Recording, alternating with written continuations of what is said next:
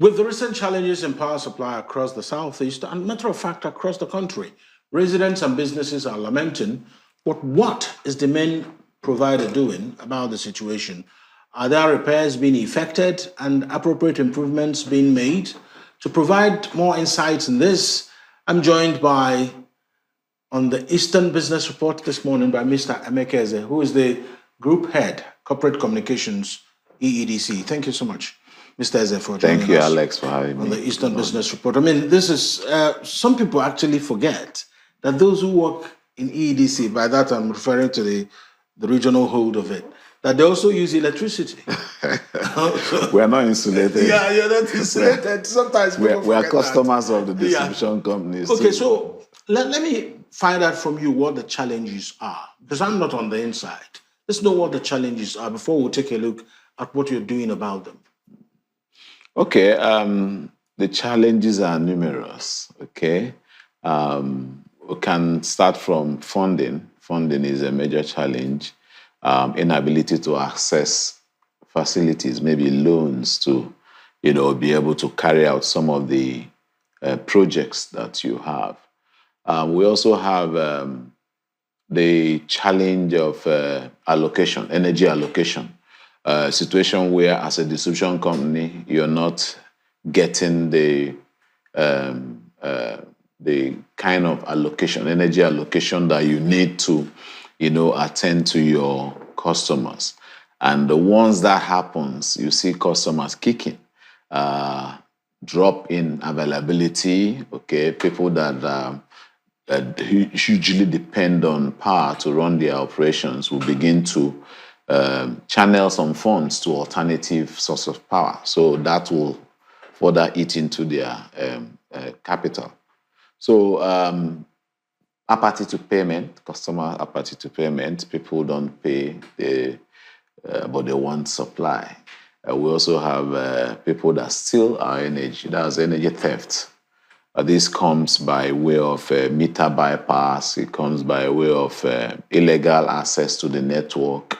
It comes by way of hooking up wires to tap, energy from the mains. And the vandalism. Okay, we had a situation that where most of our installations are vandalized by vandals. Just last week, a vandal was sentenced in Ebonyi State, to 5 years, okay, because of his involvement in the attacking of electricity infrastructure in Ebonyi State. And can go on and on. There are many challenges, but we are taking them one at a time and attending to them as let's talk about vandalism, because I know that in the past 6 months, we have seen reported cases of people who were going to meddle with electrical installations. I'm trying to find out exactly what motivates someone who would want to go into an electrical installation and want to take something from there. What motivates people to do that? Is it that they don't understand that it is dangerous to do so, first of all? And then secondly, that it's actually against the law to vandalize public installations? Okay, I think the vandals are in a better position to answer. But some people say because of the times we're in, that people are struggling and everybody is trying to survive. And for those attacking our facility, their own means of survival is, to attack, either cut the cable or drain the oil, or sometimes lift the transformer. We've had cases where transformers are lifted and it calls for concern. What were the people doing when this was happening? Because transformer is not something you just come and lift. You need equipment like high-up to lift it. And when this is happening, who accosted the people? Who were the people that...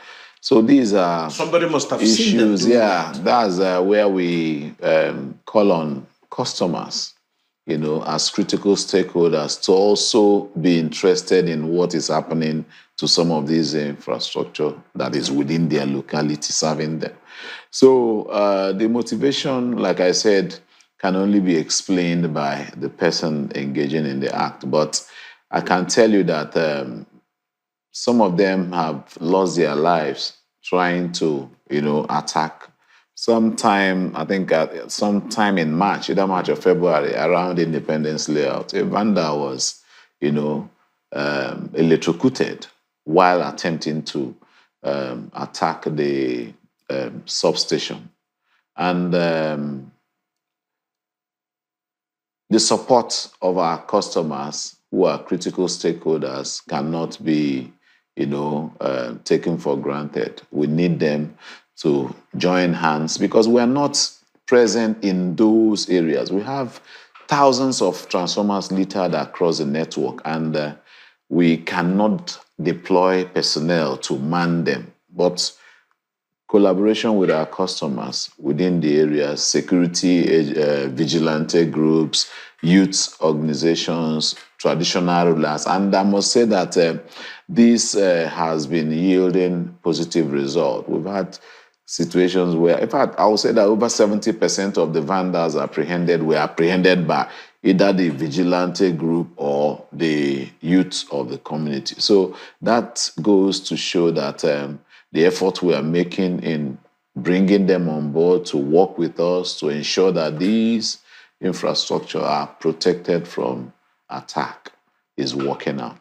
All right. Are there mechanisms that you have put in place, perhaps for people who have challenges and need to contact either it is main power for Enugu and the other, you have now companies that you have people taking care of different states. Yeah. But in Enugu, it is main power distribution limited. So do you have maybe a unit that handles emergencies?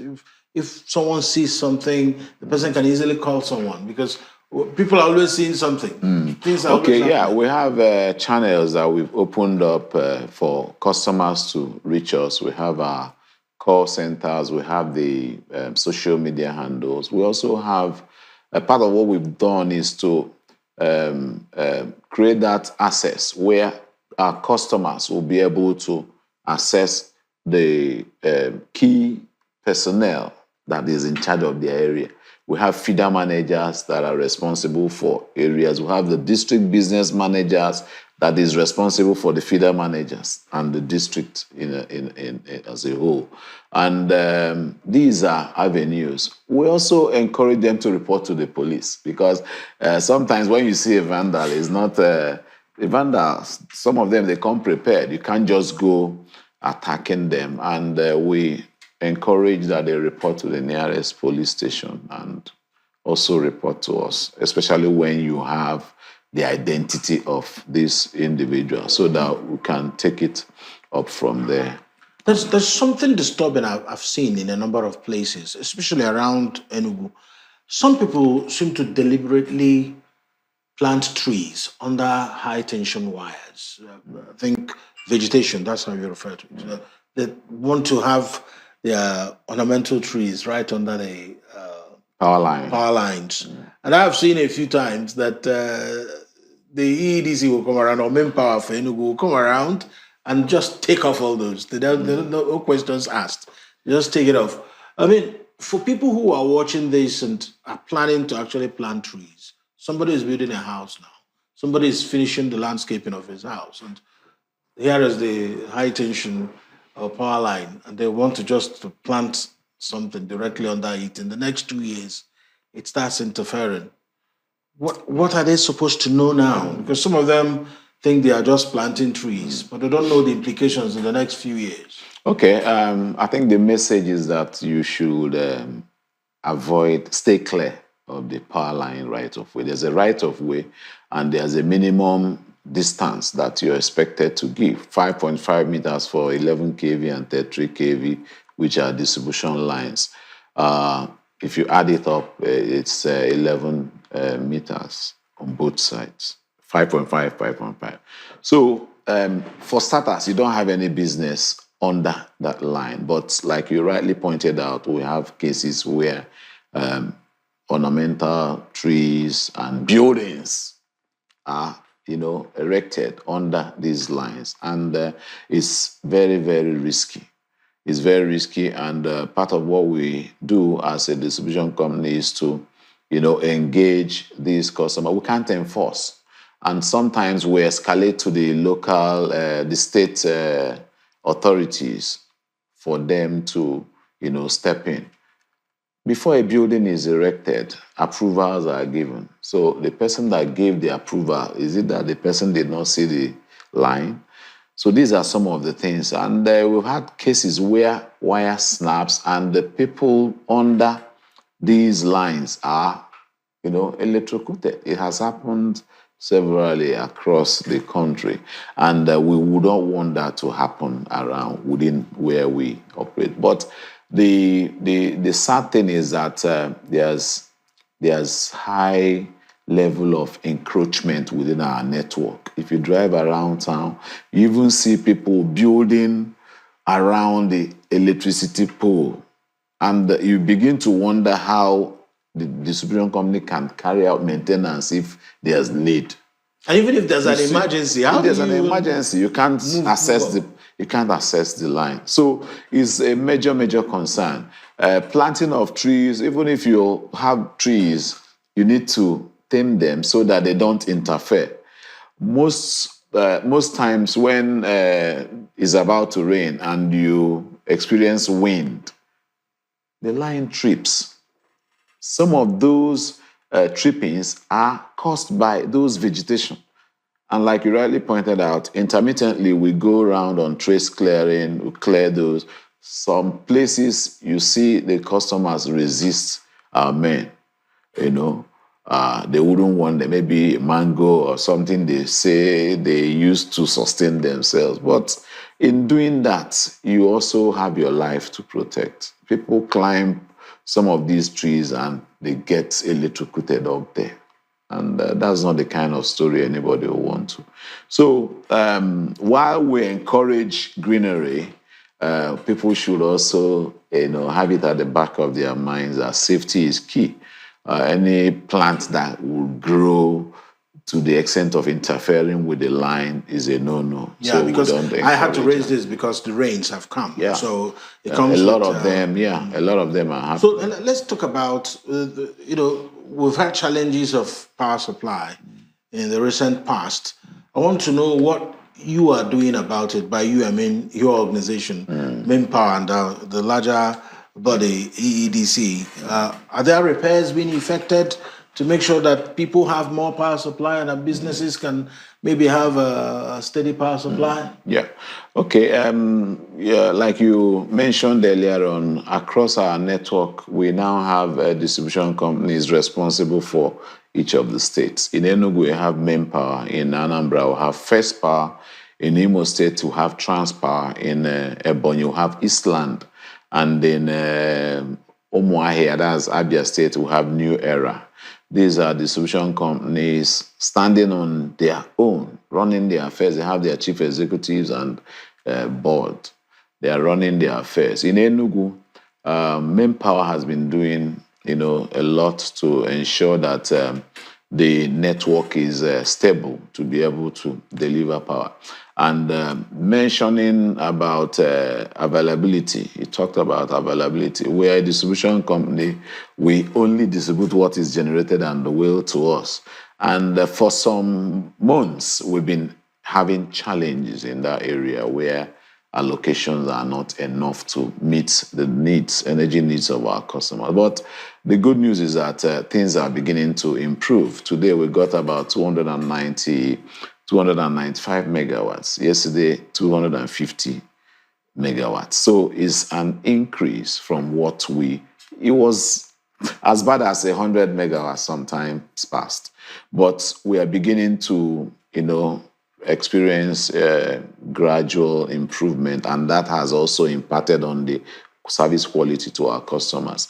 While we're having the downtime, we're also doing some things to improve on our network as a proactive step, to ensure that if, for example, the energy improves, the customers you're serving will be able to, get good service. At Transekulu injection substation, sometime in March, we acquired a new 11 kV indoor breaker to improve the quality of supply. Before then, the 3 feeders radiating from the injection substation were, juggling between one equipment, and that wasn't helping.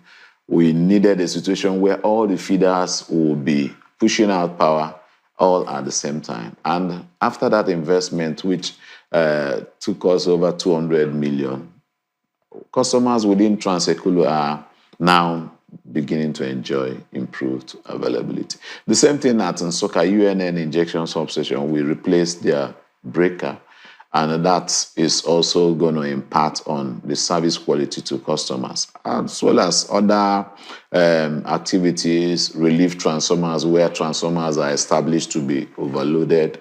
We provide relief transformer and maintenance. Just recently, we set up a team we refer to as quick response team.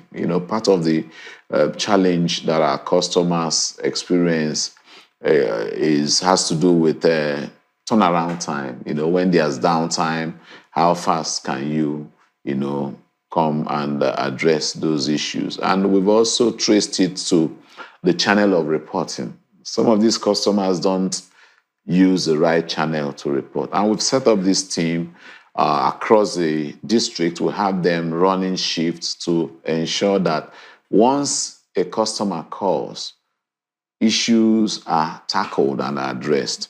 But we encourage the customers to use the channels, because that's the only way these complaints can be harvested and tracked.